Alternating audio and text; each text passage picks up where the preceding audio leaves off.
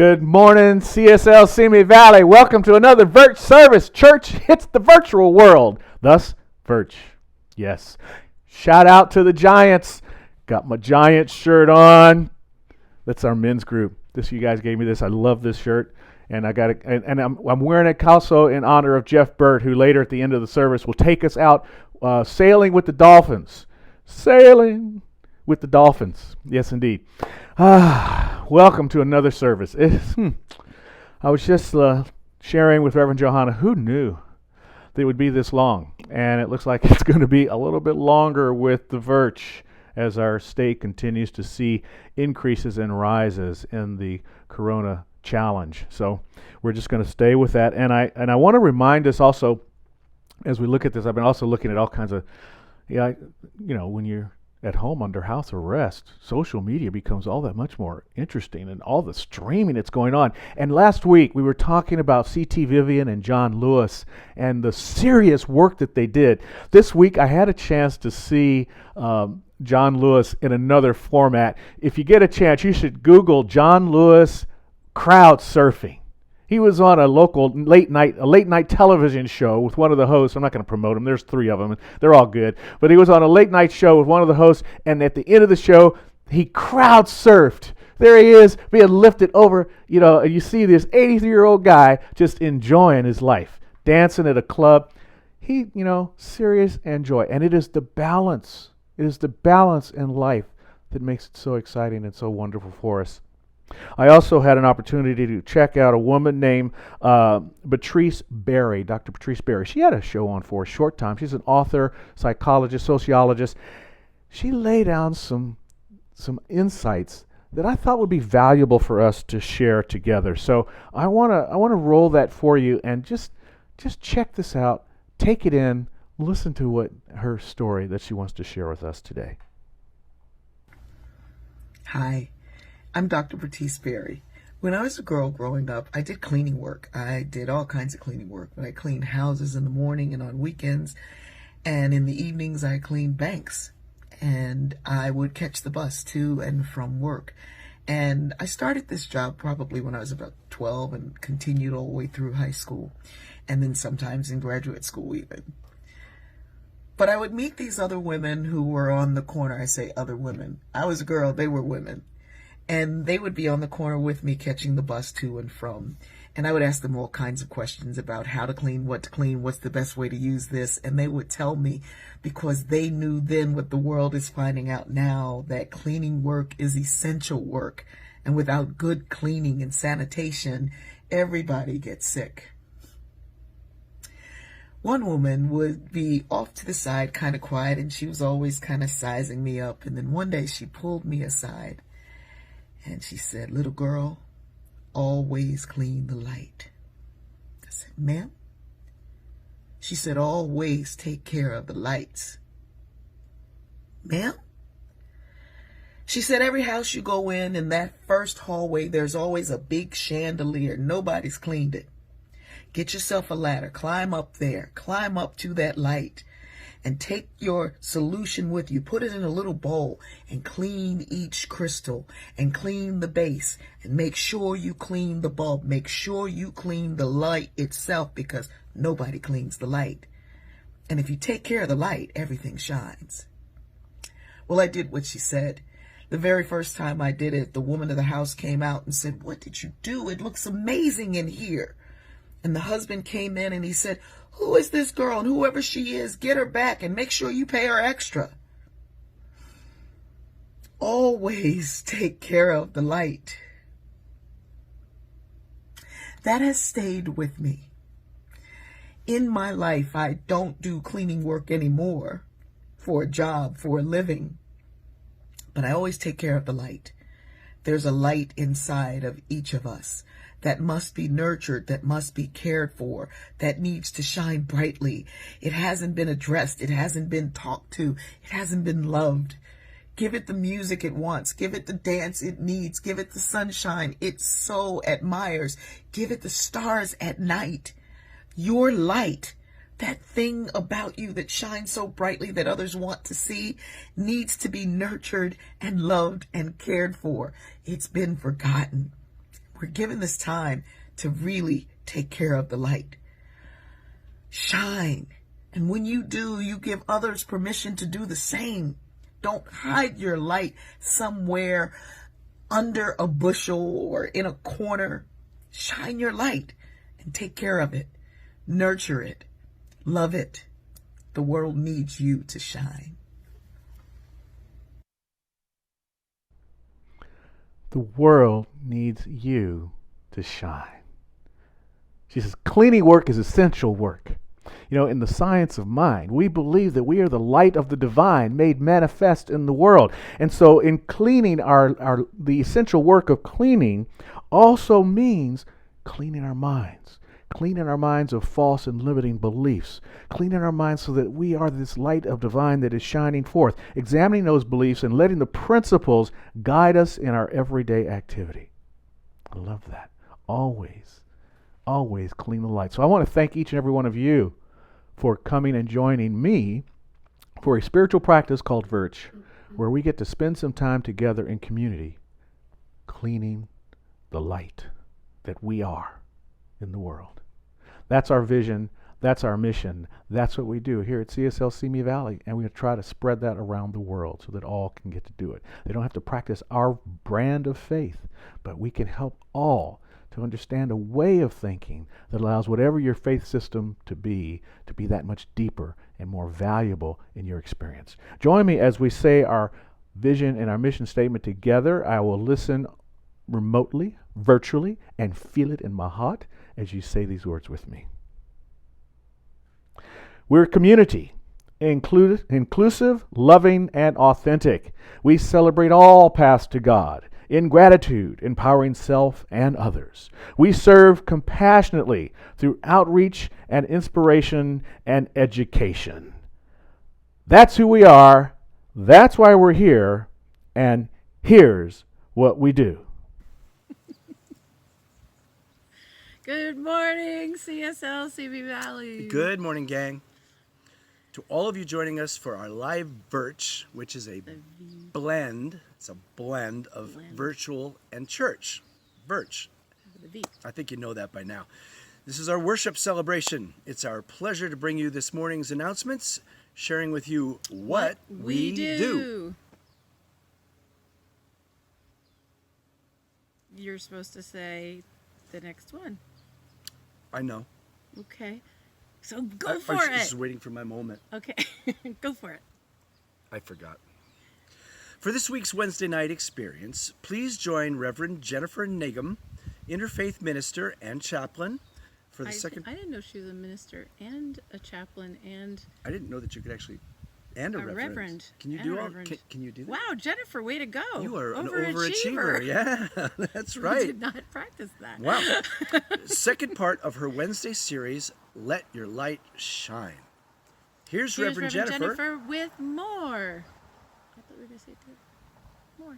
We did 2, 1. Good morning out there, community. I am so happy to invite you to this Wednesday evening service.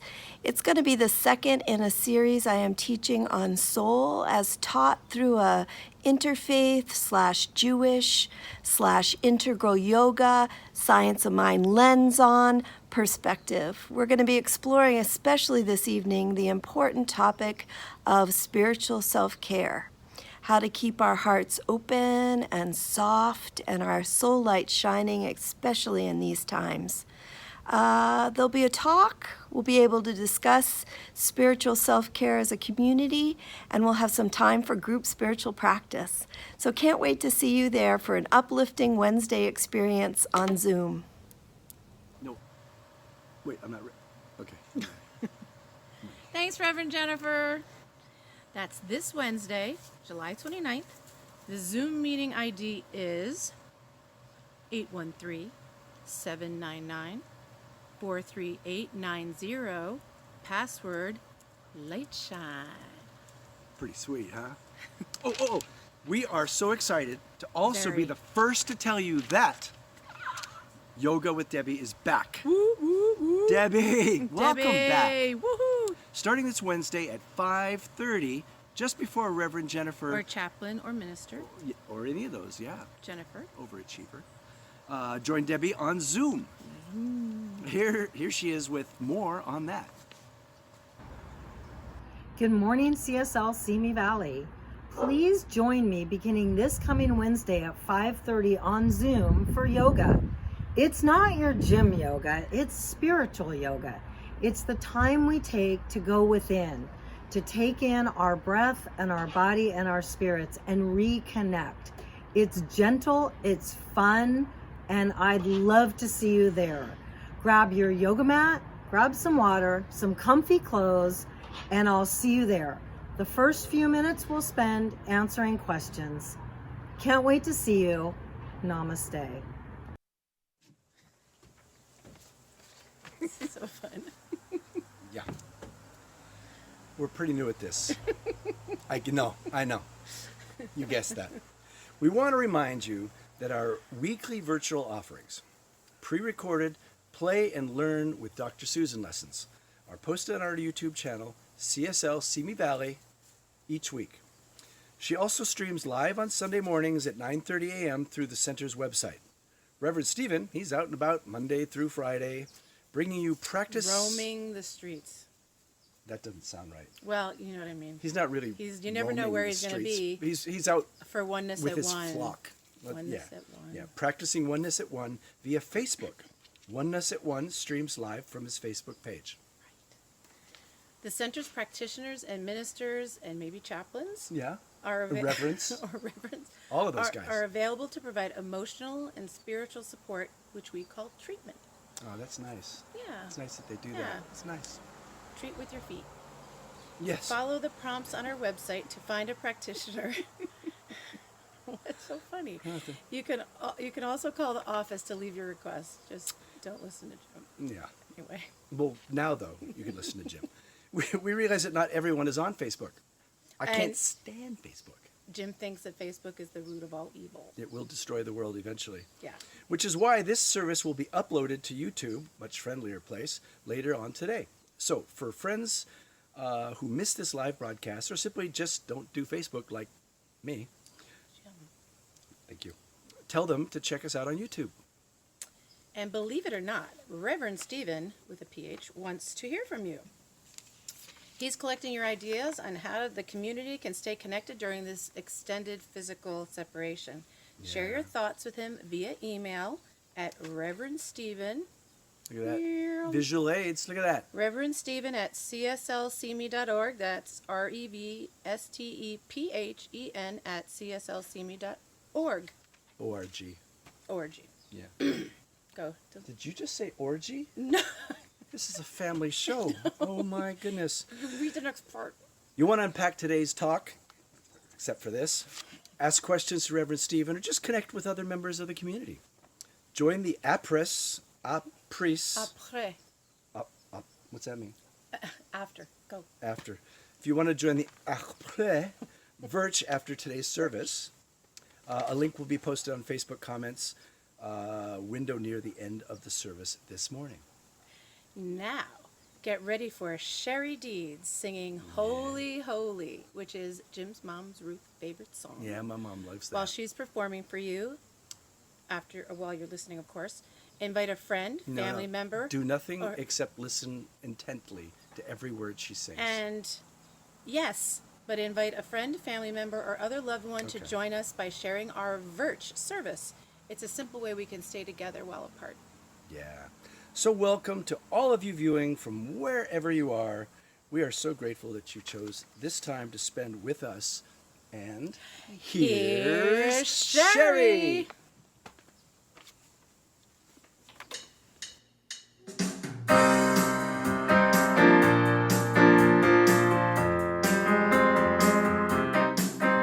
Holy, holy, holy, holy, holy, holy, holy, holy, holy, holy, holy,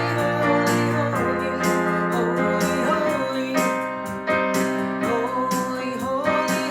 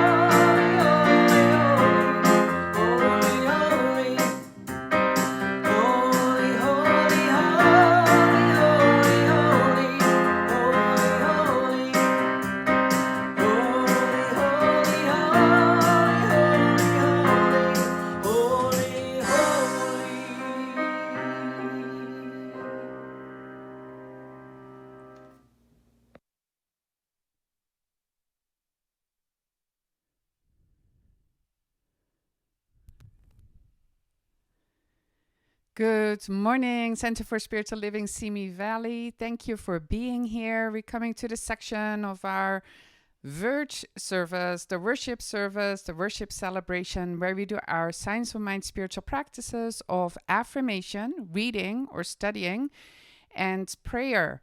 So our affirmation for today is, I will say it once and then we'll all say it together. Okay, our affirmation for today is, freedom is the way and more. It's a divine right and way of life. I live free by choice. Freedom is the way and more. It's a divine right and way of life. I live free by choice.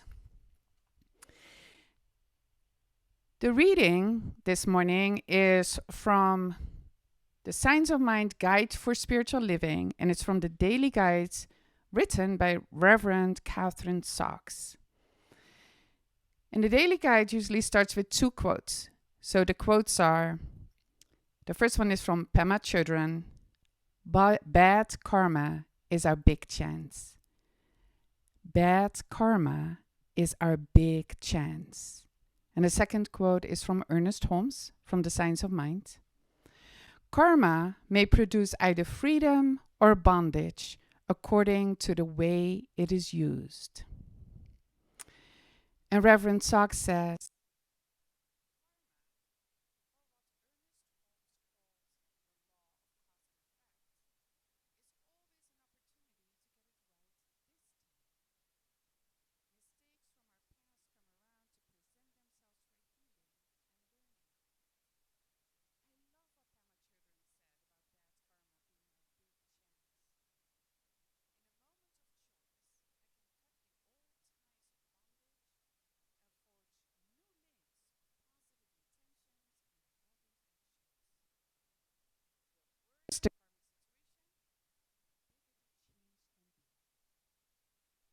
philosophy teaches and encourages us to look it right in the face and use our free will to start a new cause and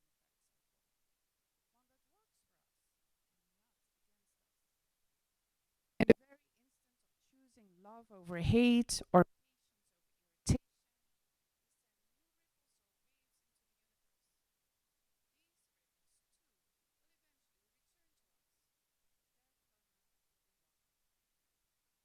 the law of cause and effect is always at work, but it has no memory. Once we release our mistake and choose more wisely, the past is gone and has no power over us.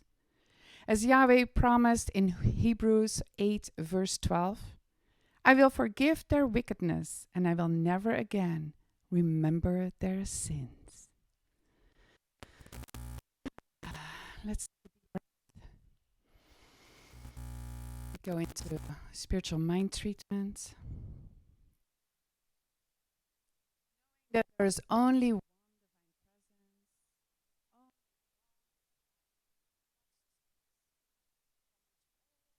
come. Only one divine consciousness that has manifested as all that there is. And that divine consciousness is light. That divine consciousness is freedom. That divine consciousness is love, and harmony, and knowingness and power. And since all has come from it, I know that everything is like it. That each and every person listening to this service is of it. That the chairs we're sitting on is of it. That this service itself is of it. So therefore I know that the light and the freedom and the knowingness and the power is in each and every person and is in this service expressing as it. So for that, I'm just so grateful that the light is shining brightly, that the freedom is right here. And I let it be, and so it is.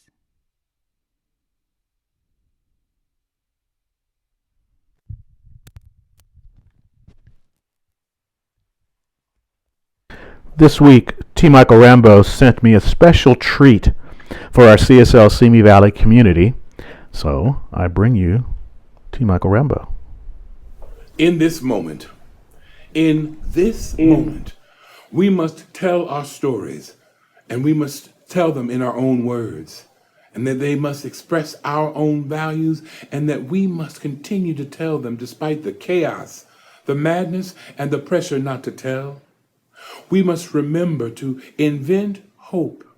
As Maya Angelou said, fear and hope cannot occupy the same space at the same time. Invite one to stay. Invite hope. As we remember to invent hope, we must remember that we are also activists and alchemists, agents of change aligned with purpose and intention in this moment. In this moment, James Baldwin reminds us that everything we face cannot be changed, but nothing can be changed until we face it. We must confront all the powers that be with truth and speak truth to power. We must be those voices that transform the world around us. Some days that can be a chore. Some days it can be a challenge. And some days the time is now. Some Days by James Baldwin. Some days worry, some days glad, some days more than make you mad. Some days more than shine. When you see what's coming on down the line.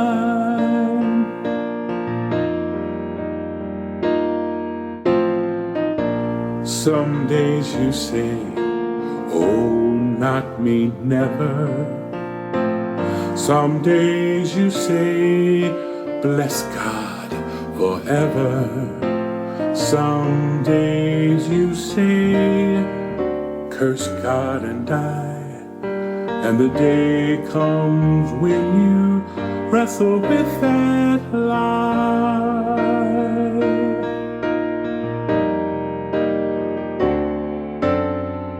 Some days tussle, then some days groan, and some days don't even leave a bone. Some days you hustle all alone. I don't know, sister, what I'm saying, nor do no man if he don't be praying.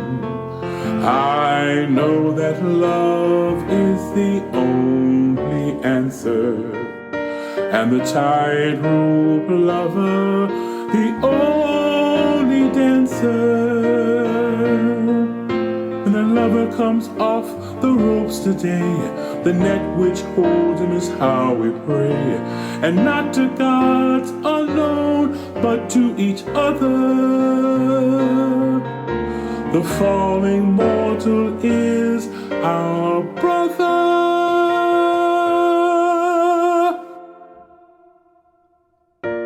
Some days leave, some days grieve, some days you almost don't believe.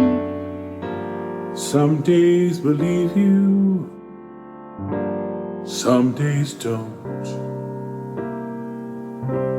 Some days believe you, and you won't.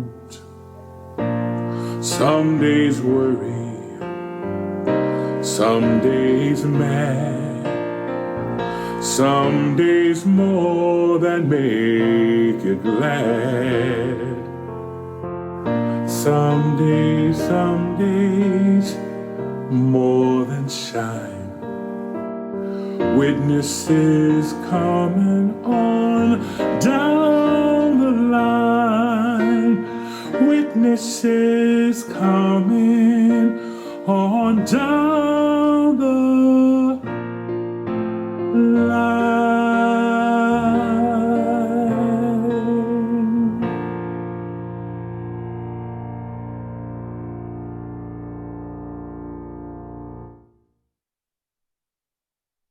Beautiful. Thank you, T. Michael Rambo. That was, man, that song, Some Days, with James Baldwin, is a poem that he wrote. He wrote it to his sister back in 1966 when they were going through some days very similar to the days we're going through, days that we're seeing like we've never seen before, at least not in the last 50 years. It's not all beautiful, but it's filled with possibility. Some days filled with possibility. I turn over now to Reverend Johanna for this morning's Gap Meditation. Reverend Johanna. So our next practice is our meditation, and as we have heard earlier, it's like take care of our light. Take care of our inner light, and we do that through meditation. Even when we think that not much is happening, during meditation, it always has a positive effect. So let's take a deep breath. And close your eyes. And let's just be quiet for 3 minutes.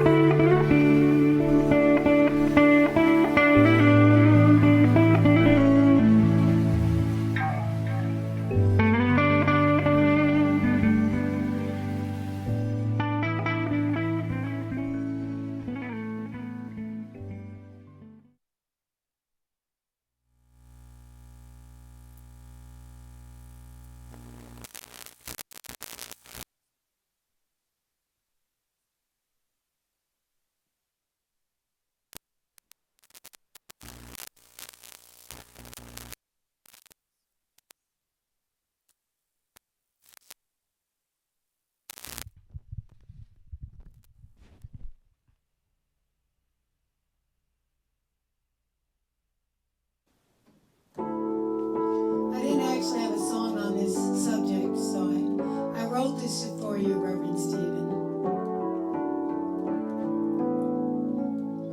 There are lessons in the simplest of things.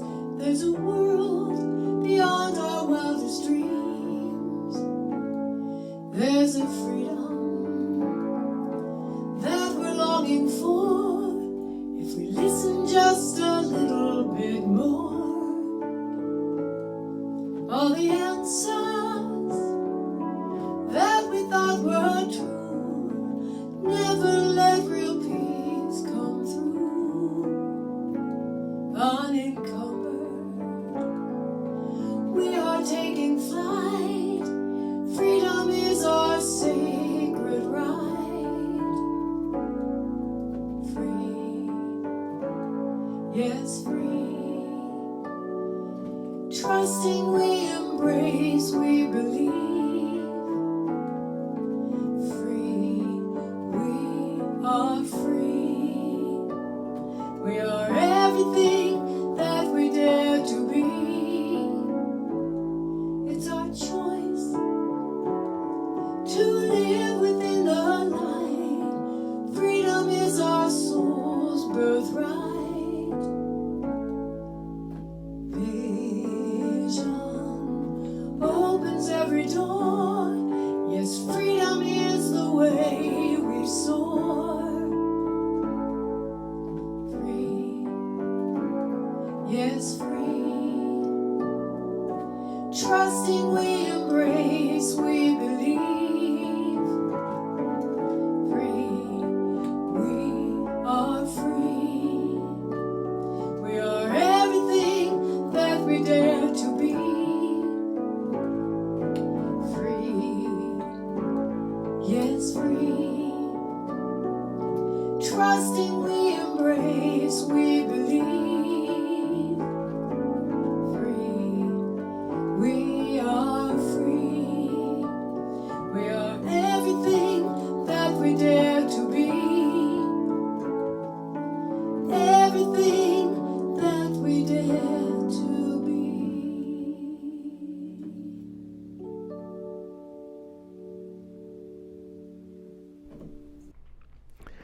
Thank you, Carrie. Yes, everything that we dare to be. We are free. Freedom is the way. But it's time to wake up. Have you woken to your freedom? Are you standing on the pathway that leads to a more expansive and more enhanced life? That's what we're calling it. It's time. It's time to wake up. A lot of us wake up on time because some device has told us to wake up on time. They used to call it alarm clocks. I think we don't have an alarm clock. We use cell phones. Anybody got an alarm clock? It's just a cell phone wakes you up. That's the wake up from the cell phone. But it says, get ready. A new day has come.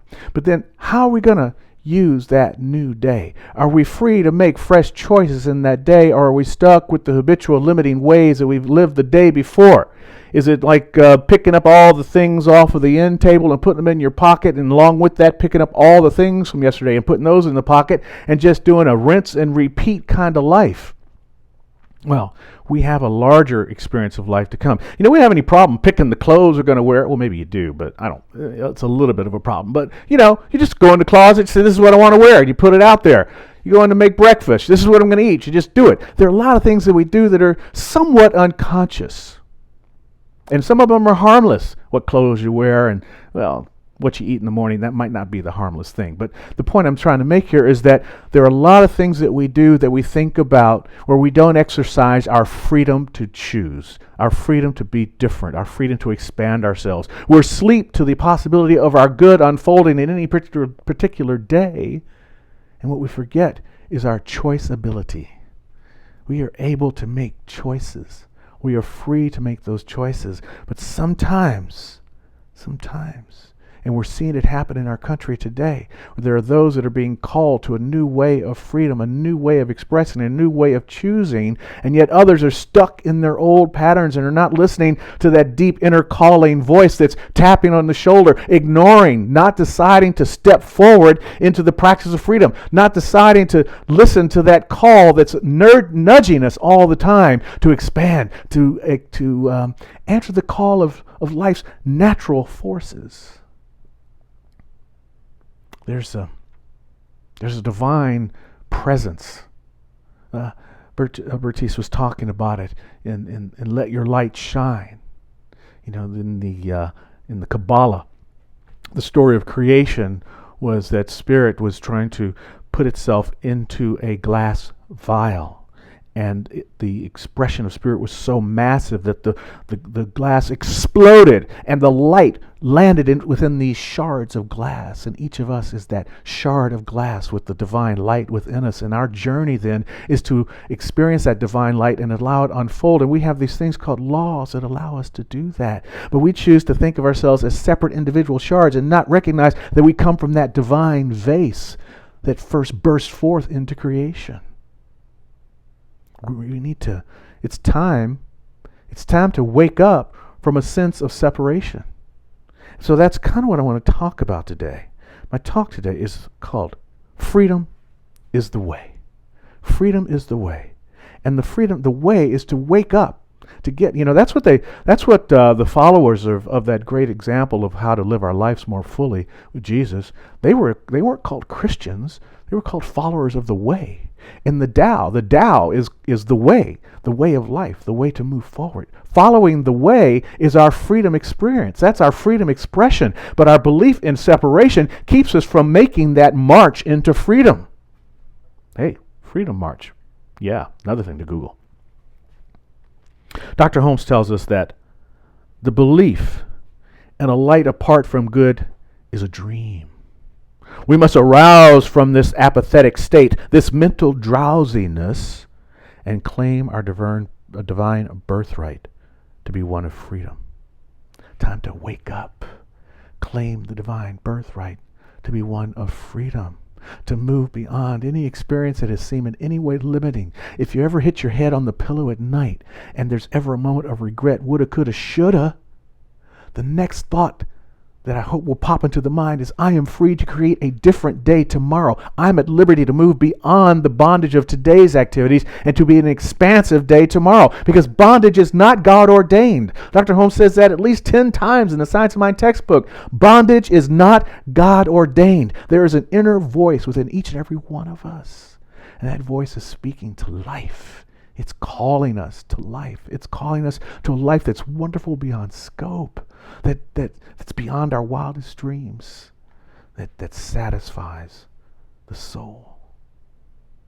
This is not pie in the sky stuff. It's time to start to break free from anything that has not allowed us to have the most joyous experience of life. And the joyous experience of life is not going to be a pain-free life. That's not what I'm talking about here. What I'm talking about, though, is a present life, in presence with life, in presence with the divine presence, so that we can step forward away from that bondage. To know, as Dr. Holmes says in the study course, that bondage is an experience.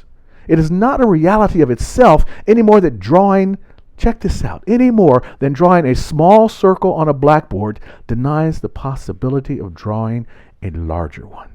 Any more than drawing a small circle on the blackboard denies the possibility of drawing a larger one. If you put the head to the pillow at night and you reflect back on your day and it feels like a small circle, that's okay, because guess what? You have a chalk in your hand and you have an eraser in your other hand. Erase the small circle, and on the blackboard of life itself, draw a bigger circle tomorrow. That's the tools we get to use when we use the laws of spirit to open up the gift. Do we live with an unopened gift? It's time to spread ourselves wider, to open ourselves up into the perfection of who we are. There's so much challenge around that, though. I got it myself, I want to do it right the first time. This idea of perfection, this idea that if I can't get it right, why do it at all? Or just the limited idea that comes from that. I'm right now just a closet away from my guitar. I want to play the guitar, but I had this idea that it's hard, and I didn't get it right. Didn't want to work hard enough for it. So there's the guitar, the unopened gift, sitting there in its beautiful case, waiting for me to expand, to draw a bigger circle around it. How many of you have gotten a gift from somebody and before that person's going to come to the house to visit you, want to make sure the gift is out? I mean, how, or if you give a gift to someone and they don't use it, doesn't it hurt? Isn't there a feeling of like, oh man, I searched for this thing for you and you're not even grateful for it? I mean, what's that all about? If God had the personified feelings that we had, if we make God a person, think of the feeling of the divine that gives us these gifts of infinite possibilities to expand our lives beyond anything that we've experienced in the previous past, and we don't open the gift. We don't open the gift. It's a lovely book.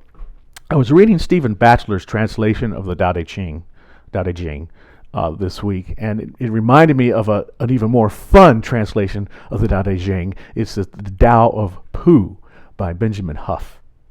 Great, so much fun. But in it, he talks about this, and it kind of hits me as to the challenge that I sometimes have, that maybe you have too, of not expanding into the largest parts of ways of my life. It says here, mistakes are made or imagined by the man, the creature with the overloaded brain who separates himself from the supporting network of natural laws by interfering and trying too hard. By interfering and trying too hard. So I tried too hard when I was playing the guitar to get it right. I didn't get one with the guitar. I didn't allow myself to open up into the vulnerability of being imperfect. I wanted to just right away, I wanted to do a lead guitar solo. I wanted to play, Maggot Brain or Jimi Hendrix or, Lucy with the Sky with Diamonds or anything like that, instead of just something really simple like Mary, Mary Had a Little Lamb. I mean, that overloaded brain, separating myself from the natural laws that have to unfold in time and space, being bound, but recognizing that bondage is not God ordained. I mean, you plant a seed in the soil. That seed is held in the soil. In a way, it's bound by the soil, but it's not in bondage of the soil. In fact, it's rooted in the soil so that it can expand and burst up into the light and shine more brightly as a full plant and give you some green beans or some blueberries or some asparagus or whatever it is, right?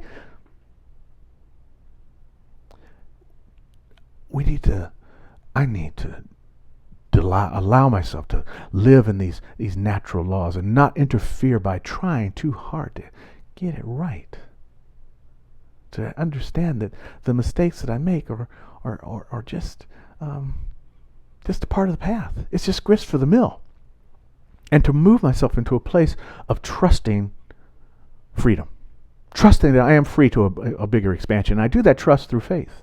I do that trust through understanding that the laws of the universe, the law that makes that seed come out of the ground and burst into bloom, that same law is working for everything. And when I align myself with that law, trust in that law, the path is made easy. Life becomes effortless. With understanding, with acceptance of that. If I can just know that I'm going to be okay when I rely on a divine idea that's operating. I don't question the toaster. I know that electricity, as the toaster's plugged in, as long as it's plugged into the wall and the circuit breaker is on, when I drop the toast in, it's going to come out nicely browned. Or if you're having toast at David Alexander's house, it's going to come out with the face of Jesus on it because he's got a Jesus toaster. That's the way the law works, right? When I give in, when I surrender in faith to something that's going to happen. Also, going through the different Tao books this week, there was a Zen master who had taken his students to the foot of this fantastic waterfall that was so powerful. The water coming down this waterfall would spin around in a pool, and streams of foam and moisture could be seen for miles around this waterfall. And there they are, sitting at the waterfall having a lesson. And they notice in the turbulent waters at the base of the waterfall, there's an old man. And the disciples and the Zen master, they run to the side of the bank trying to figure out how they could help this old man get out of the water. And suddenly, before they even get there, the old man is already walking on the bank, singing a song, whistling through his day. And the teacher, the Zen master, says, you must be a ghost. No one could survive that. How did you do it? And the old man says, because I just went with the water. I trusted in the flow. I knew that it would rise me to the surface and I would be able to swim to the shore. The law works that way.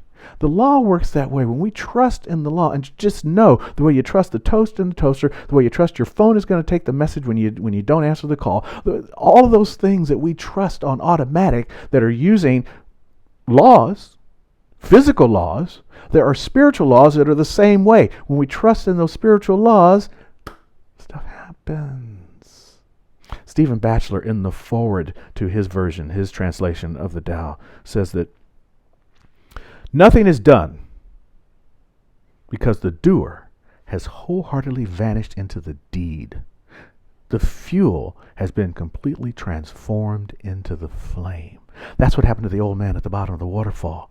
See, he didn't have to do anything because he wholeheartedly vanished into the deed of just allowing the water to bring him to the surface. He was the fuel, and he was completely transformed into the flame. Can we be that? Can we be the fuel transformed into the flame? Can we be so trusting in our exercise of freedom, in our exercise of choice, in our reliance on the law? Can we be so trusting in that we understand that the circumstances, the conditions that may deceive us and suggest limitation are not the truth of our being? Not the truth at all. We are flying toward our good. We're on the way to our good in every moment, but we get hung up with those false beliefs, old habits, and old way of being. We're seeing that again happening in our world today, where certain people are not agreeing with what's going on, and as a result, the experience we're having is getting expanded. We trust in the divine laws. Something new can happen. It's kind of like being on an airplane. Your good is like an airplane flying toward the destination of a better life. Now, when you're on the plane, you got some possibilities. The plane's going. The law's taking you there. But here's some possibilities. You can read, or you can study, or you could sleep, or you could relate. You could look out the window and notice that you're flying at 575 miles an hour and look at the perspective of how the ground is changing versus how the clouds are moving past you, and see those differences, and notice that acceptance of the journey can make us move that faster toward our good. We can talk to the person next to us and find out something new. We can relate, or we can go to sleep. All of this, though, takes work. It all takes work. Back to work. And a lot of people want to go back to work, or back to school, or back to life as normal. Who knows what that's going to be about? But the point is, there is a call. There is a spiritual call to do our mental work around these concepts I'm talking about. It takes mental work to experience freedom as the way. We must cultivate without doubt in the power of our word, the power of our spoken words deliver to us the good that we have. So it's the concept here is to focus on conscious recognition and spiritual awareness of what is going on around us, and to know that we are not free if we are experiencing bondage of any kind. And if you are experiencing bondage of any kind, it's merely doing that mental work, that shift in consciousness that brings us forward. And to know that we need to look at whatever condition we're in and move beyond the limitations of it. We can't just scream no peace. We can't just scream I am peace when we're feeling any kind of stress. We must look at what's causing the stress and uproot that condition, and then affirm the possibility and affirm the reality of peace in our lives. When we're feeling uncomfortable, we're feeling miserable, sick, or lonesome, the idea is not to say, hey, I'm all well. No, we look at the condition of lonesomeness. We look at the condition of worry. We look at the condition of sickness, and we dive into the false belief of what is causing this to happen. And then we shake that false belief. And if you can't figure out how to do that, sit with a practitioner and they'll help you. Come to the classes and we'll study together and figure it out. Come back to the services or join me at Oneness at One, and we'll talk about these principles and how to work those principles to move beyond those areas. So when you say, I am well, whole, and perfect, you'll know that you're speaking a truth because you've already dug down into the weeds of the soil and taken the root of those false beliefs out. And realizing this, we realize that more good is always, always available. Dr. Holmes tells us, what is good today, being the best we understand, will become better tomorrow as our lives and our understanding evolves. What is good today, being the best we understand. What's good today is fine. It's the best we understand. But it will become better tomorrow as our understanding evolves. That's what the practice is all about. So we call this a faith, we call this a philosophy, but really it's a practice. This thing called the science of mind. It's a practice to figure out how to take the fuel that we are and to turn it into, transform it, transmute it into the flame, into the experience of our life. As Stephen Batchelor tells us. To live our life like Pooh Bear. I love Winnie the Pooh. What's for breakfast? I don't know. He opens the cabinet and it's honey. And he goes, ooh, honey. Joy of life. Joy of life. Living in the flow of the divine circuit and understanding that as we sow, so shall we reap. You know, what is it in Romans when they say, when Peter says, or Paul says, I do not do what I know I can do. Even though I know it, I do the thing I hate.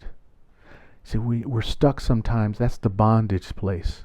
We're stuck sometimes in that returning to what we've done before and thinking that this is going to be different this time.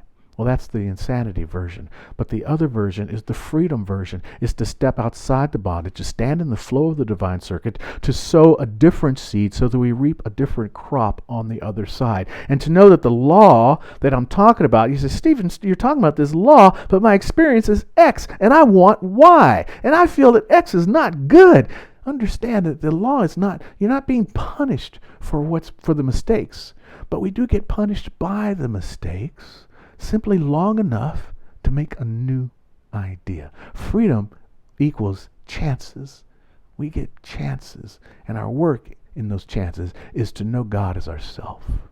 To know ourselves as that divine light. And to clean that light, to clean that mental light. That's why we're evolving. See, and as we evolve individually in this process, we also evolve collectively in the process. That improves our situation in our life at home, and it also improves our situation in our life in the nation and in the world.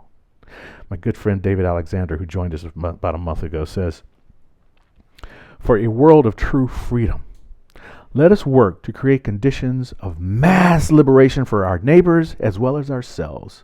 None of us are free until all of us are free.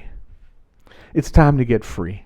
Whether we're talking about the freedom that people are marching in the streets and protesting about, whether they're talking about getting free from the health issues that we're working through by finding a vaccine and following the guidelines that are going to make people feel better. Pardon me for a moment.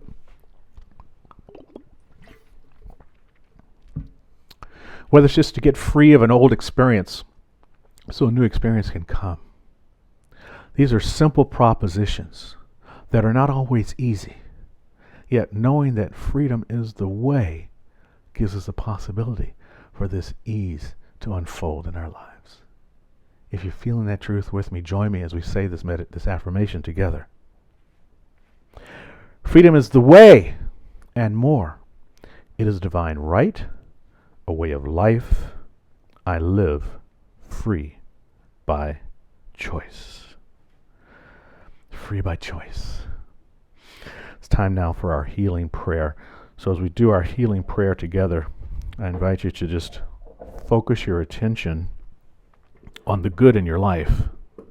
Focus your attention on that desire you have for more of that good. And in doing so, we can recognize that good through this power of prayer. Join me now. There's one life. That life is God. That life is my life, your life, and the life of all that we hold in our heart dear, and those that we bring challenge to our hearts as we think about. For there's just the one, and it's multiplied and infinite in its expression, but it's still the one, motivated by love. So in this time of complete understanding that this is the power and the presence that we are a part of, I speak this word to each and every one of us. That there is wholeness unfolding in every single life. That where there is fracture, where there is a shard of divine light, there is a cleansing taking place of the mental capacity that allows us to step into the use of the spiritual laws that bring more freedom, more joy, more possibility, harmony and right action and divine goodness into our lives. That cause the smartest of our kind to develop methods and means for more health and wholeness for us all. that spark the creatives in our culture to manifest more ways for fewer of us to live in limitation and lack and poverty, so that everyone's tide is lifted up, so that equity becomes the norm and equality actually means equal. There is a sense of justice moving through the communities of America and the world that is that spark of divinity coming forth, and we make that real by this intention we said right now. So health is unfolding, justice is unfolding, prosperity is unfolding, good is happening, employment is taking place, and harmony is happening between peoples and friends and loved ones and those that are standing on different sides of an aisle, knowing that we're all motivated by this desire for life as good. Standing on the freedom road and knowing that we are on our way to our divine destiny, I bless each and every one of us in this word, and I'm grateful for the power of prayer to speak this truth and to recognize it and to activate a law that makes it so by releasing this prayer into that law here and now by saying, and so it is. Thanks for giving me a moment to pray with you. Lovely. I'm going to zoom down here. And I believe we have another selection from, yes, we do. We have another selection here from Carrie Hillary.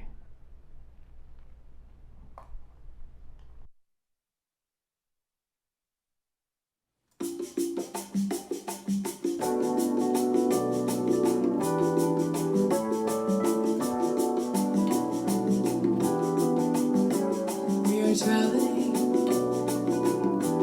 on a sacred journey. We are gathering, and the tides they are turning. We are bridges, walls used to be. We are rivers that keep winding our way to the sea. We are free, we are righteous, we are worthy, we are free. We are joyous, we are boundless, we are free. Our souls have been longing, a new day is dawning, we are free.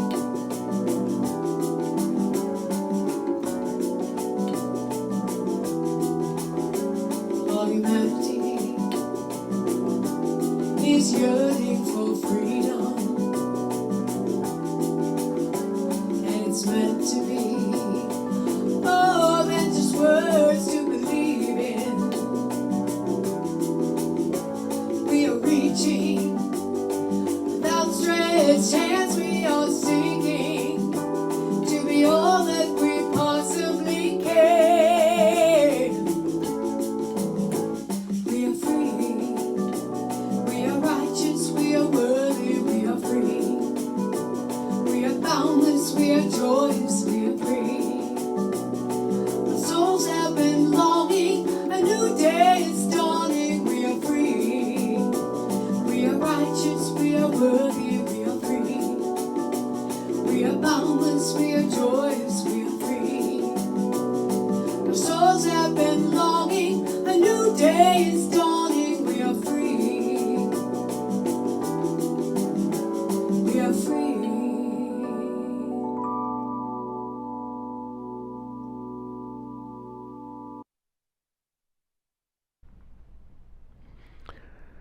Thank you, Carrie. And thank you, Harold. That was a Harold Payne song that Carrie was doing right there. We are free, indeed.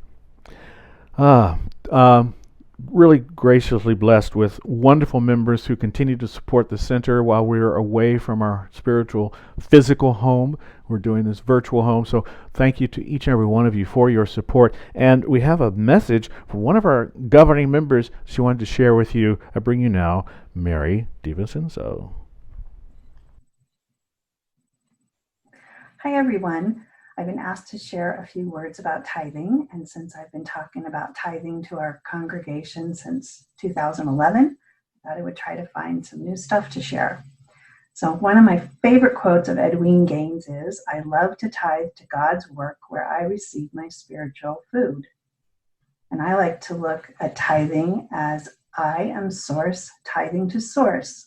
So it's all one big circle that never stops. Why do I tithe? I prefer to say I get to tithe. I get to tithe, and then my church continues to thrive to keep me spiritually fed. I realized that I've been tithing for more than half of my life, and I want you to know that I started small at about 2 to 3% of my net income, working towards the 10% gross that they talk about in the Bible and Edwin Gaines. But it's more about where you are and what you're comfortable with, and that you push yourself a little bit out of your comfort zone and share your good with where you are spiritually fed.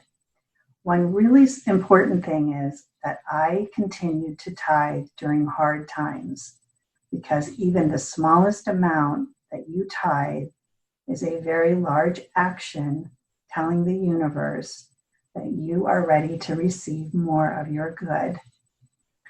And as you increase your vessel or capacity for love and health, also continue that for money, because nobody gives you a hard time for asking for more love or health.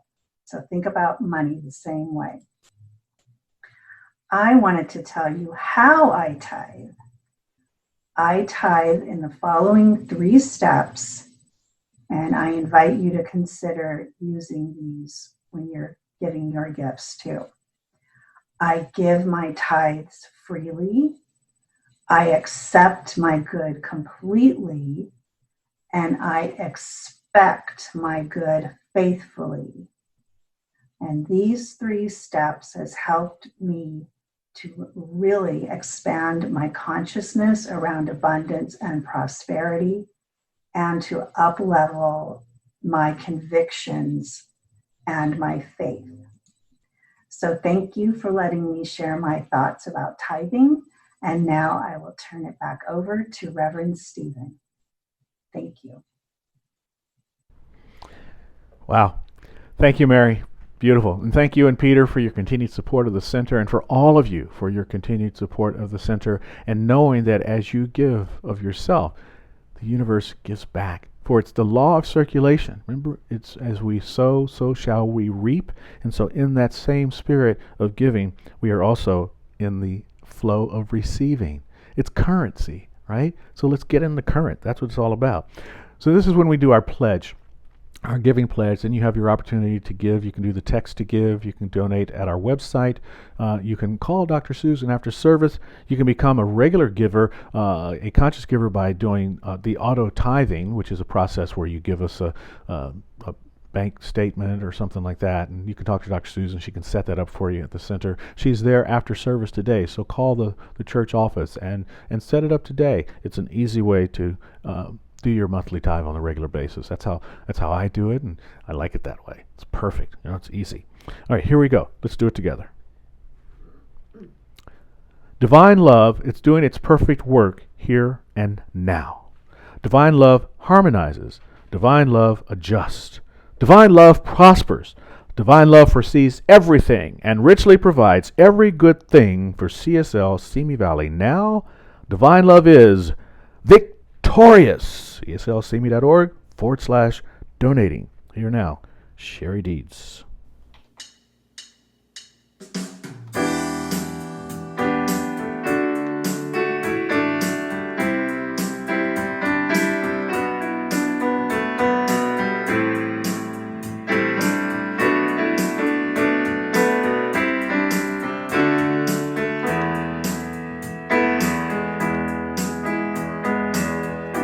I'm thankful, so grateful. I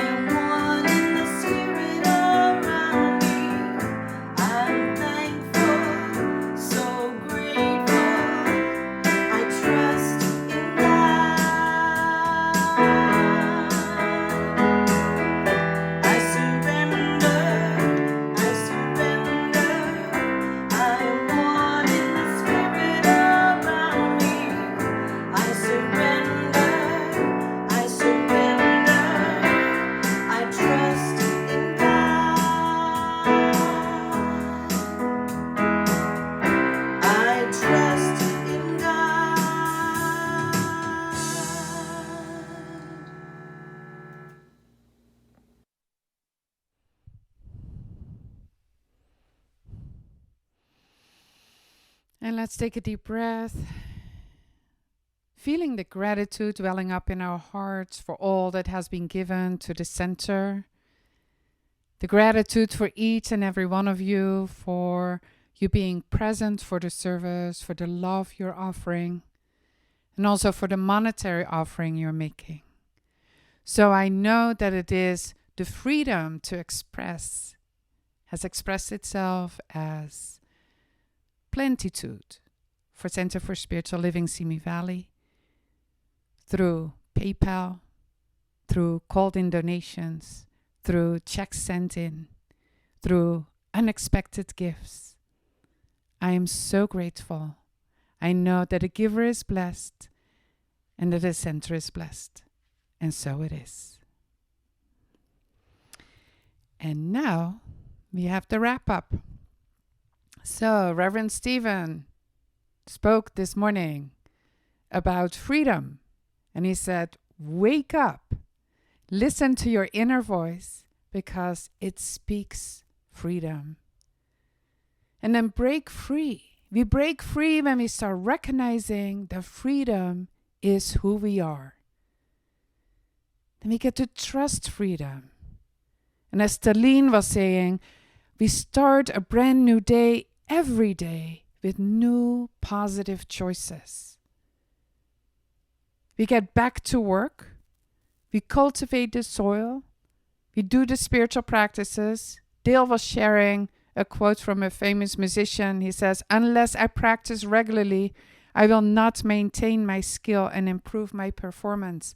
So once we know our freedom, we continue to do the spiritual practice to stay in that freedom and to make new choices every day. And then the way. We live our life knowing we are the light. And Terry wrote, writing keeps her free. She walks the way, and her writing supports that. Thank you, everybody. As soon as I put the mic down, I will post the link for Après Verch, which will be happening after service.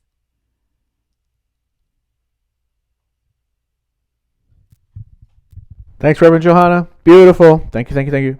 Okay, now we've come to another end of Verch service, and it's time to do our closing benediction, and we will join you for a brief Verch after service, Après Verch, and then we have a meeting of the practitioners and ministers following that. So join us, ministers and practitioners out there. Okay, it'll be a quick one, not a lot, but just want to get together for a little bit. All right, and here is our closing benediction, which we say each week. So I got this from one of my spiritual papas, Dr. Mark Vieira at North Hollywood Church of Religious Science. I just wanted to give a shout out to him for this one. Here you go. I'm at home in the heart of God. My life is anchored in truth. I can never be separate. I live in the consciousness of peace. I release all fear. I am living love. I release, I let go, I let the Spirit run my life, and my heart is open wide. Yes, I'm only for God. No more struggle, no more strife. With my faith, I see the light. I am free in the Spirit. I'm only for God.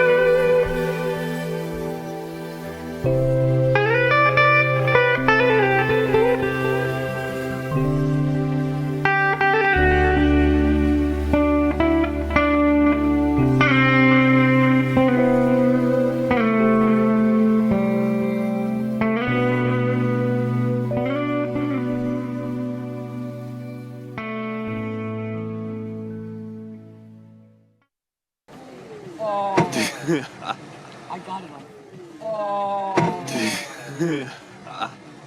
I got it on video.